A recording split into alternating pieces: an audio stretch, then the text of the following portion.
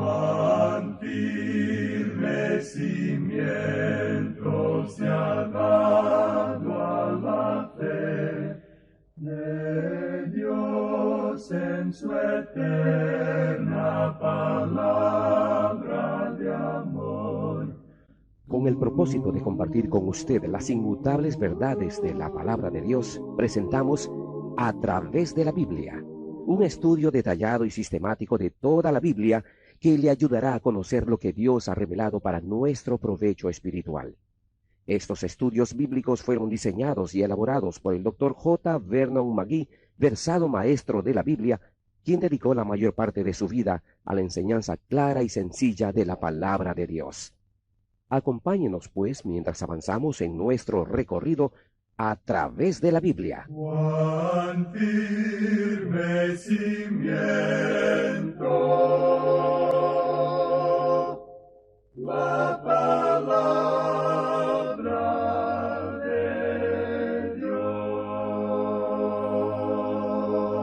Es un gozo estar nuevamente con usted, amigo oyente, para traerle otro estudio de la serie A través de la Biblia. Amigo oyente, en estos días estamos recorriendo los muros de Jerusalén y pasando a través de las puertas que estaban en esos muros, como si entráramos y saliéramos a través de cada una de ellas. Había, recordará usted, 10 puertas en esos muros, y hoy vamos a leer en el versículo 28 de este capítulo 3 de Nehemías, y allí se menciona la octava de las puertas. En nuestro programa anterior mencionamos la puerta de las aguas, y esta puerta nos habla de la palabra de Dios. Es una puerta muy importante, y señalamos esto en esa oportunidad. La palabra de Dios, como vimos, es identificada como agua. El Señor Jesús dijo, usted recordará algo relacionado con esto. Él dijo, ya vosotros estáis limpios por la palabra que os he hablado. Y la palabra de Dios es el medio utilizado para limpiar. El salmista hizo esta pregunta, ¿con qué limpiará el joven su camino? O sea, ¿cómo lo va a limpiar? Y la respuesta la menciona también el salmista cuando dice, con guardar tu palabra. Algo que nos llama la atención sobre la puerta de las aguas es que ésta no fue reparada. Aparentemente, cuando todas las otras puertas y muros fueron destruidos, esta puerta permaneció intacta. Y es algo sorprendente que haya sido así. No necesitaba ninguna clase de arreglo o reparación. ¿Le sugiere algo esto a usted, amigo oyente? La palabra de Dios, amigo oyente, no necesita ninguna clase de arreglo o reparación. Hay muchas personas hoy que siempre están tratando de probar o defender la Biblia como la palabra de Dios. Y por supuesto también existen aquellos que están tratando de probar que la Biblia no es la palabra de Dios. Y hay muchos que se internan, abrazan este tipo de ministerio apologético, tratando de probar que la Biblia es la palabra de Dios. Pero todos tenemos que aprender que uno no necesita probar eso. Usted solo tiene que predicar la palabra y el Espíritu de Dios tiene a su cargo el resultado. Y yo he llegado a la conclusión, y es definitivamente algo dogmático, que es en realidad la palabra de Dios. No simplemente creo que puede ser la palabra de Dios, sino que positivamente sé que es así. Y sé lo que ella puede hacer por usted, amigo oyente, hoy. Eso también lo he descubierto. Por tanto, la palabra de Dios no necesita el débil apoyo o defensa que yo le pueda dar. Ella tiene cómo poder defenderse a sí misma. Cierto pastor dijo en una ocasión que uno no necesita defender la palabra de Dios porque se defiende a sí misma. Es como si uno tuviera un león en una jaula en su casa. Uno no necesita poner allí a guardianes para que protejan al león de los gatos del vecindario. Uno simplemente puede abrir la puerta de la jaula y el león puede cuidarse muy bien a sí mismo. Y la palabra de Dios, en una comparación pobre, por supuesto, puede cuidarse a sí misma de la misma manera. Solo necesita ser proclamada, no necesita ser reparada ni apoyada débilmente por nosotros. Todo lo que el Señor me pide a mí es que la divulgue, que la predique. Y eso es lo que estamos tratando de hacer por este medio con la palabra de Dios. Bien, llegamos ahora a la puerta de los caballos. Leamos el versículo 28 de este capítulo 3 de Nehemías. Desde la puerta de los caballos restauraron los sacerdotes, cada uno enfrente de su casa. Ahora, ¿de qué nos habla entonces la puerta de los caballos? Bueno, el caballo es el animal que utilizaban los guerreros. Nos preguntamos si usted, amigo oyente, ha notado esto cuando lee las Escrituras. Zacarías lo menciona como también en el libro de Apocalipsis. Estos son caballos simbólicos y son poderes haciendo la guerra. Allí tenemos al caballo bermejo, un caballo de guerra, de eso es de lo que nos habla. Ahora el Señor Jesucristo entró a la ciudad de Jerusalén montado en un pequeño asno. Ese es el animal sobre el cual montaban los reyes, y él no estaba demostrando que era humilde al montar en un pollino como creemos nosotros. Nosotros creemos que era un animal humilde, pero en realidad era un animal usado por los reyes cuando se acercaban a una ciudad en son de paz. Ellos solo montaban en caballos en tiempo de guerra, y el caballo es un símbolo de guerra. Esto nos habla del servicio de soldado que tiene el creyente en el día de hoy. Usted recordará lo que dice el apóstol Pablo en su epístola a los Efesios. Dice, Asimismo nos hizo sentar en los lugares celestiales con Cristo Jesús. Esa es la gran verdad, la primera parte de Efesios. Pero cuando uno lee la segunda parte, el apóstol Pablo nos dice allí, Os ruego que andéis como es digno de la vocación con que fuisteis llamados. De modo que tenemos, por así decirlo, nuestra cabeza en los lugares celestiales, pero nuestros pies están aquí en la tierra firme. Y debemos andar. No solo eso, sino que en el capítulo 6 de Efesios, el apóstol Pablo está diciendo que debemos vestirnos de toda la armadura de Dios. Hay una batalla que luchar y es una gran batalla espiritual. Nosotros no estamos luchando contra carne y sangre, sino contra fuerzas espirituales. Y hoy hay en existencia un movimiento espiritual de interés en la palabra de Dios y también hay muchos adversarios. Hablando honestamente, un versículo que utilizamos muchas veces es el que Pablo mencionó cuando le escribió a los creyentes en Corinto desde Éfeso. Él dijo, Se me ha abierto puerta grande y eficaz, y muchos son los adversarios. Nosotros hemos apreciado esto en la obra radial. Nunca antes habíamos tenido una puerta abierta como la que tenemos en la radio en el presente. Amigo oyente, yo nunca me había dado cuenta que muchas personas eran mis enemigos hasta cuando comencé a propalar la palabra de Dios. Es sorprendente que uno sea atacado por ciertas personas que deberían estar apoyando la palabra de Dios. Dicen ser creyentes y uno pensaría que ellos podrían apoyar esta obra, pero si ellos no tienen nada bueno que decir, tampoco tienen nada malo que decir. Pero han sido personas que han criticado mucho el ministerio radial. Debemos decir que hay muchos adversarios hoy y necesitamos ponernos la armadura de Dios. Se nos dice que debemos tomar la espada del Espíritu, que es la palabra de Dios, y ese es el único instrumento que queremos usar en la actualidad. Pero el apóstol Pablo también le dijo a un joven predicador allá en su segunda carta a Timoteo, capítulo 2, versículo 3, Tú, pues, sufre penalidades como buen soldado de Jesucristo. Eso nos habla, amigo oyente, de que usted y yo hoy debemos luchar como creyentes. Y si usted no está en la lucha hoy, aparentemente no está tomando su posición en el Señor. Porque permítanos decirle, la batalla está teniendo lugar en muchos lugares. Y si usted no se pone firme por el Señor hoy, alguien tratará de derribarlo. Pero tenemos que hacer esto hoy mismo. Muchos de los creyentes en Dios en la actualidad están pasando por grandes dificultades.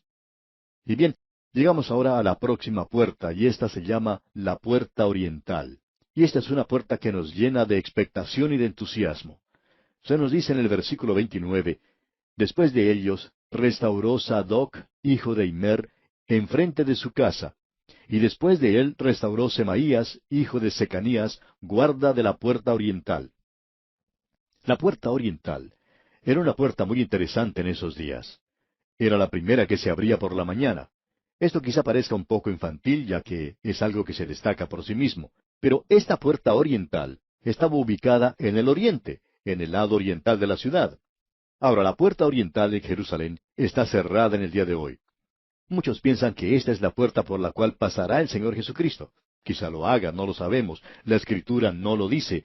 Pero se dice que estará pasando por la puerta de oro. Ahora, la puerta de oro está en el templo, no en el muro de la ciudad. La puerta oriental había sido cerrada, pero era la primera puerta que se abría cada mañana. ¿Por qué? Porque por ese lado era por donde salía el sol.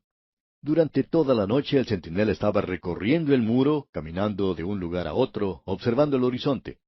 Pero muy temprano en la mañana él llegaba a la puerta oriental y se ponía a atisbar el horizonte. Quizá en la ciudad había personas que no podían conciliar el sueño. Quizá había enemigos afuera en la oscuridad y ellos no podían dormir. Quizá se encontraban caminando de un lugar para otro. Finalmente, uno de ellos se podía levantar y preguntar al centinela, ¿cuándo se acaba esta noche? Y el centinela contesta, bueno, todavía está oscuro afuera, pero ya se acerca la mañana. Y luego de un rato comienza a aparecer un rayo de luz en el horizonte oriental.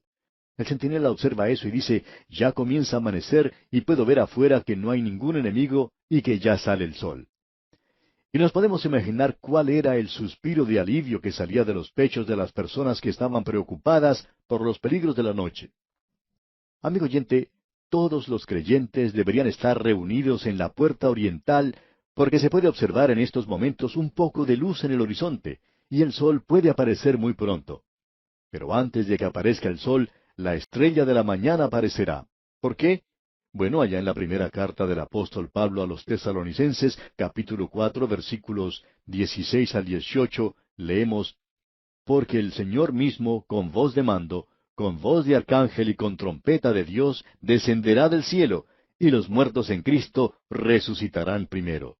Luego nosotros, los que vivimos, los que hayamos quedado, seremos arrebatados juntamente con ellos en las nubes para recibir al Señor en el aire, y así estaremos siempre con el Señor. Por tanto, alentaos los unos a los otros con estas palabras. Amigo oyente, esto nos habla del rapto de la iglesia. Y cuando uno dice seremos arrebatados, otra de las palabras que se puede utilizar aquí es el rapto. Y es una palabra bíblica muy buena. Cuando alguna persona discute que la Biblia no habla sobre el rapto, están utilizando diferencias semánticas nada más. La Escritura dice que Él llegará y arrebatará a los suyos, sacándolos de este mundo antes de que salga el sol. Y en esos momentos ya tenemos un poquito de luz en el horizonte.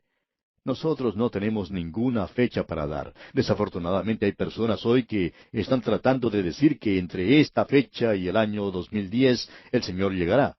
Ahora nos gustaría saber de dónde sacan eso. Porque quizá ellos tengan alguna información directa del cielo que nosotros no tenemos y nos gustaría obtenerla. Pero no creemos que exista tal información, amigo oyente. Pero sí creemos que nuestro Señor está viniendo y que el próximo gran evento es el rapto de la iglesia. Y nosotros, amigo oyente, deberíamos estar reunidos en la puerta del oriente. Y este es el día cuando, aunque nos parezca que es muy oscuro allá afuera, ya se observa un poquito de luz, lo que nos da una esperanza. Luego llegamos a la próxima puerta. Y antes de llegar a la misma, quisiéramos leer el versículo 30, porque vemos allí algo que nos llama la atención. El versículo 30 de este capítulo 3 de Nehemías dice, tras él, Ananías, hijo de Selemías, y Anún, hijo sexto de Salaf, restauraron otro tramo. Después de ellos, restauró Mesulam, hijo de Berequías, enfrente de su cámara. La razón por la cual leímos este versículo es que nos llamó la atención ese nombre Mesulam, quien quiera que sea, el Señor sabe por qué está mencionado aquí. Todo lo que él hizo fue reparar el muro enfrente de la casa donde vivía. Amigo oyente, quizá usted no sea capaz de ser testigo ante todo el mundo, quizá no lo pueda hacer frente a sus propios vecinos, pero sí puede hacer frente a su propia familia. Usted puede presentar la palabra de Dios a su propia familia. Es maravilloso en nuestros días tener a una familia que es salva, pero la responsabilidad es suya de presentarles la palabra de Dios. Cierto hombre dijo en una ocasión, siento que debería salvarlos. Y el pastor con quien hablaba le contestó que su obligación era la de presentar la palabra de Dios, el Evangelio, y luego la decisión era de ellos. Es una decisión que deben tomar entre ellos y el Señor.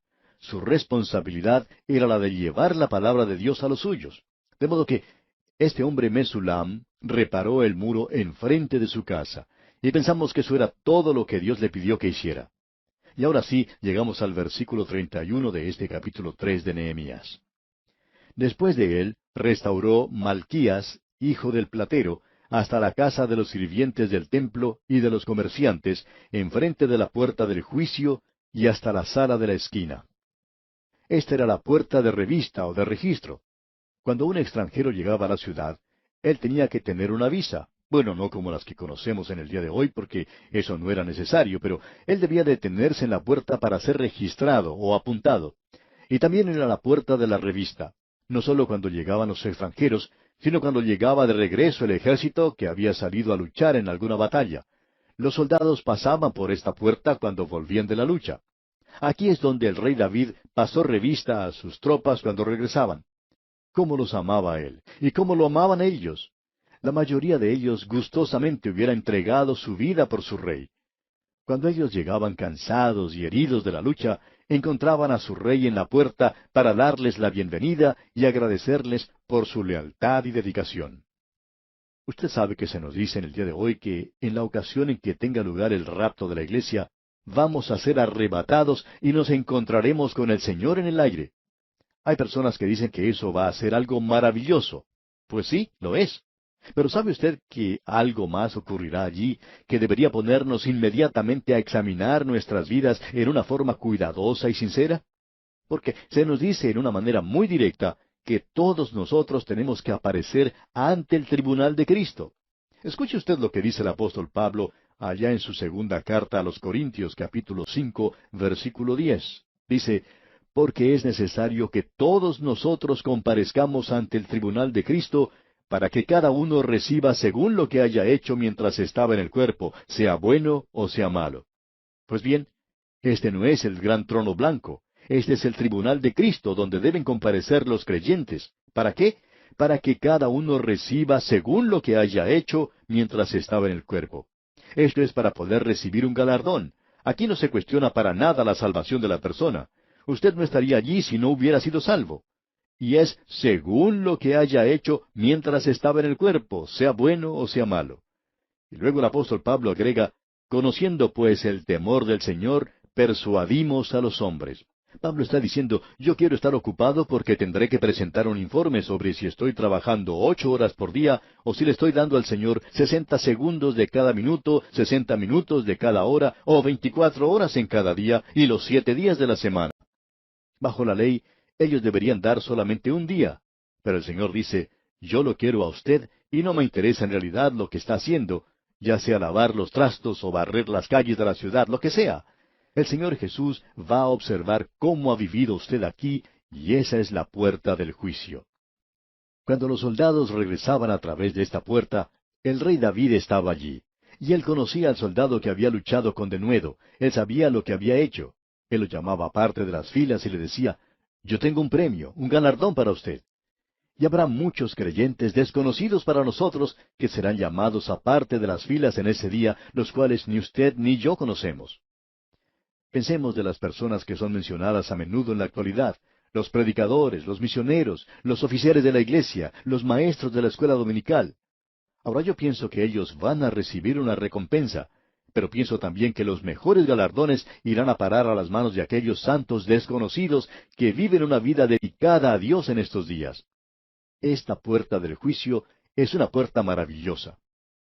Ahora hemos pasado por las 10 puertas. Notemos ahora lo que dice el versículo 32. Y entre la sala de la esquina y la puerta de las ovejas restauraron los plateros y los comerciantes. Hemos regresado nuevamente a la puerta de las ovejas. Hemos recorrido todo el muro de Jerusalén alrededor de la ciudad porque ya estamos de regreso al punto de partida. Amigo oyente, comenzamos en la cruz de Cristo y nos detenemos en la cruz de Cristo. Y esto es lo de importancia y valor, la cruz de Cristo. La puerta de las ovejas nos habla de la cruz de Cristo. En cierta ocasión un joven se aproximó a un predicador luego de haber finalizado su mensaje y le dijo que tenía que hablar con él. El predicador le pidió que lo acompañara en su camino hacia la estación del ferrocarril. En el camino conversaron y el joven le dijo que no había comprendido bien eso de confiar en Cristo, aun cuando había prestado atención al mensaje. El predicador le explicó nuevamente lo que había dicho sobre el plan de salvación, pero el joven volvió a decirle que él no comprendía eso completamente. El predicador vio que su tren se acercaba y le preguntó al joven si tenía una Biblia, a lo que el joven respondió que no. Entonces él le dijo, aquí tiene mi Biblia. Lea Isaías 53, versículo 6. Cuando usted lea la primera palabra, todos, usted se inclina hacia abajo y lee todo el versículo. Luego, cuando llega a la última palabra, todos, en ese mismo versículo, se puede erguir nuevamente y todo saldrá bien. Entonces tomó la Biblia del predicador mientras éste subía al tren y partió. El joven se quedó allí con la Biblia en la mano, un poco sorprendido y confuso por las instrucciones del predicador. Luego se dirigió a un farol en la calle y se puso a leer Isaías capítulo 53, versículo 6, que dice, todos nosotros nos descarriamos como ovejas, cada cual se apartó por su camino, mas Jehová cargó en él el pecado de todos nosotros. Y entonces el joven al leer eso se preguntó, ¿qué fue lo que dijo que debía hacer? Que la primera vez que leyera la palabra todos, me agachara. Todos nosotros nos descarriamos como ovejas, cada cual se apartó por su camino. El joven dice, bueno, ese es un buen cuadro de cómo soy yo. Pero luego dice, mas Jehová cargó en él el pecado de todos nosotros. Y el joven quedó allí un poco intrigado. Ah, dijo, debo erguirme bien cuando finalizo la lectura. Y luego dijo, ahora yo entiendo, yo puedo confiar en Cristo. Todos mis pecados son puestos en Jesús. Jehová ha puesto sobre él mis pecados. Ahora puedo erguirme y caminar bien. Él me ha perdonado. Cuando el predicador regresó a la ciudad al siguiente día, buscó al joven. Ya había comenzado la reunión y él necesitaba su Biblia. Por fin apareció el joven y el predicador le preguntó, joven, ¿ha hecho usted lo que le dije? A lo cual le respondió el joven, sí, así fue. ¿Y qué ocurrió entonces? El joven le dice, hice lo que usted me sugirió. Cuando leí la palabra todo en Isaías 53:6, era algo que venía muy bien y me incliné. Luego me erguí cuando leí la última parte del versículo. Ahora sé que Jesucristo es mi Salvador y he confiado en Él. Amigo oyente, comenzamos en la puerta de las ovejas y salimos por la misma puerta. Y creemos que a través de la eternidad vamos a hablar sobre esta puerta de las ovejas donde el Señor Jesucristo murió hace más de 2000 años en el Gólgota, en el lugar de la calavera, por sus pecados y los míos. Y aquí vamos a detenernos por hoy.